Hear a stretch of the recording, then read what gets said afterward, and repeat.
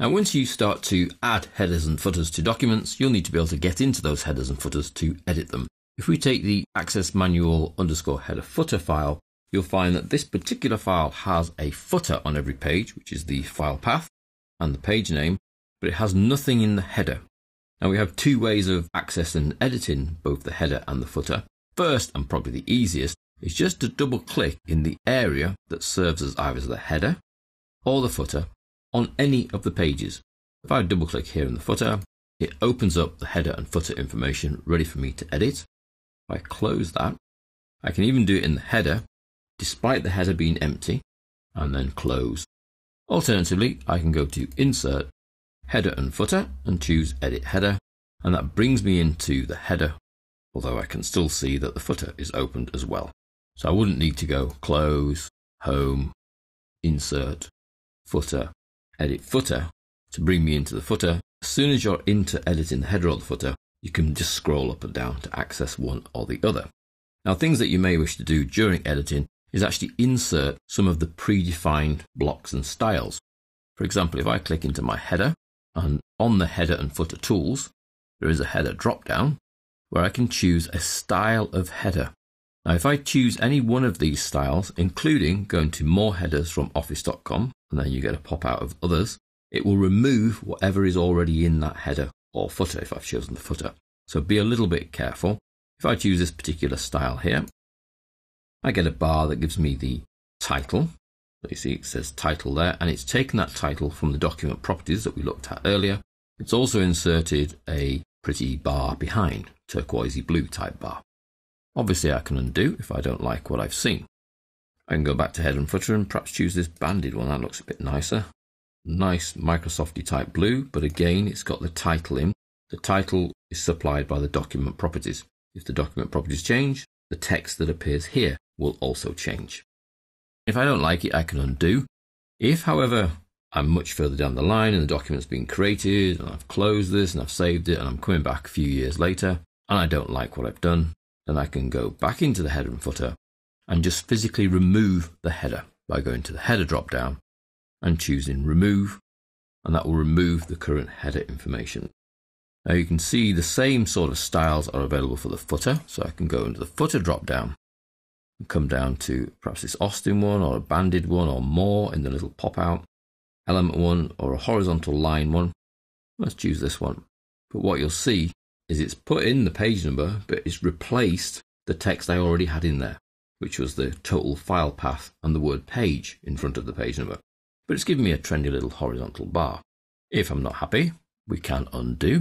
If it's just as we did with the header, it's further down the line and you don't want this footer, then you can simply go to footer and remove footer. But obviously I quite like the one that I did, so I would need to undo to go back to the inserted one and then undo again to go back to mine. Now let's pick the header. In this case, I'm going to tab to be in the middle. There are a number of pre-built property fields that you can insert, and these are recommended. So from the document info, I could choose the file name or the document title. Document title would be better. And it puts the document title in a box across the top. If I then move to the right tab, I could then insert the author.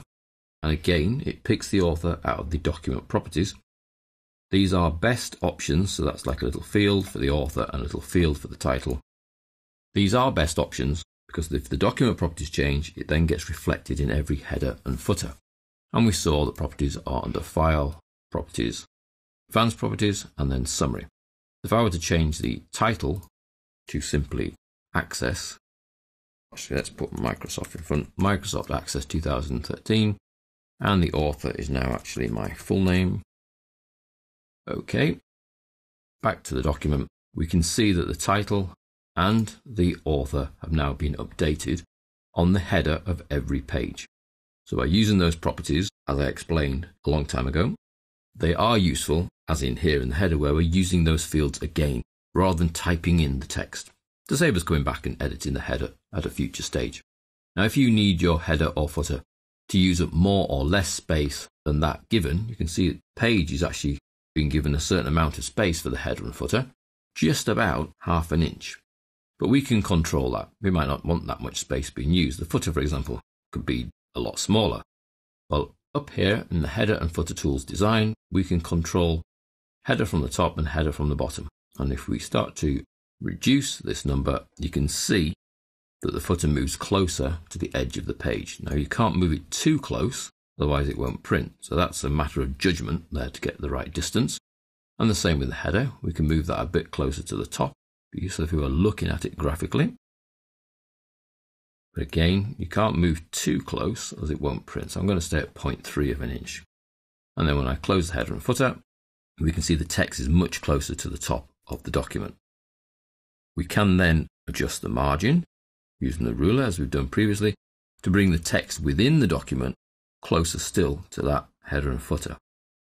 What you have to be careful of is that your header and footer doesn't actually increment or tweak in or reach into the main document by being too far away from the edge. But you can control the distance from the edge by going into the header and footer settings, header from top, footer from bottom.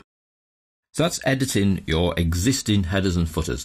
The simplest and easiest way is that double click in. So I close the header and footer, I just double click in. You can also close the header and footer by double clicking into the document section. That way jumping from the document to the header and footer very quickly with the mouse. Or we can go the long distance method of insert, header or footer, it doesn't really matter which, edit the header, and it takes us into the header option. But we can soon scroll to see the footer and then the header on the next page. Now at the moment, every header and every footer on every page in your document is the same, so you only need to edit one header and one footer. We will now subsequently look at how you can have multiple different types of header and footer in the same document.